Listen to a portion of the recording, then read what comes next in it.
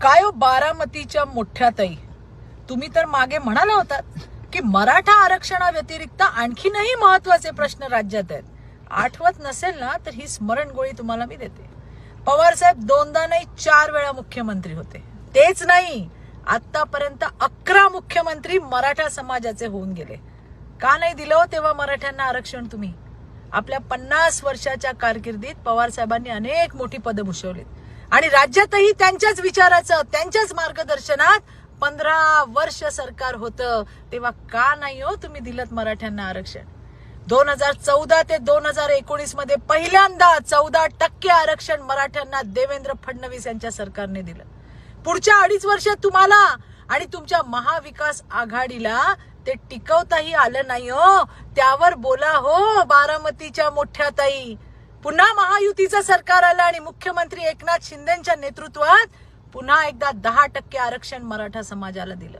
आणि मोठ्या ताई, तुमच्या सरकारने बंद केलेल्या अण्णासाहेब पाटील महामंडळाची पुनर्रचना सुद्धा 2014 ते 2019 मध्ये देवेंद्रजी मुख्यमंत्री असताना त्यांनी केली हो.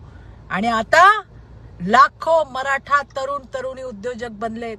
13,000 कोटींचं कर्ज महामंडळाला देण्यात आलंय आणि त्यातील जवळपास 1,300 कोटींचा व्याज परतावा राज्य सरकारच्या माध्यमातून अण्णासाहेब पाटील महामंडळाला दिला गेला.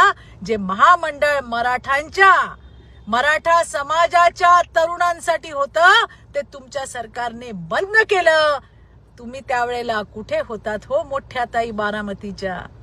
इतर समाजाप्रमाणे मराठा समाजातील विद्यार्थ्यांना शिष्यवृत्ती मिळाली पाहिजे या हेतूने बार्टीच्या धर्तीवर सारथी महामंडळ स्थापन करण्यात आलं. अरे तुमचं एकच लक्ष, समाजाची घडी विस्कटवायची आणि त्याचं खापर देवेंद्रजींवर फोडायचं. लक्षात ठेवा, काल आंदोलकांनी तुमच्या तोंडावर सांगितलं मराठ्यांचं वाटोळं पवार साहेबांनी केलं. हे सत्य आहे. आरक्षण न देता तरुणांची माथी भडकवली, त्याचे पडसाद आहेत हे मोठ्या ताई बारामतीच्या. आणि सगळ्यात महत्वाचं, मोठ्या ताई, तू इधर उधर की बात मत कर. जरांगेची मुख्य मागणी ओबीसीतून मराठ्यांना आरक्षण द्या. यावर तुमच्या गटाची काय भूमिका आहे ते एकदा राज्यासमोर स्पष्ट करा. धन्यवाद.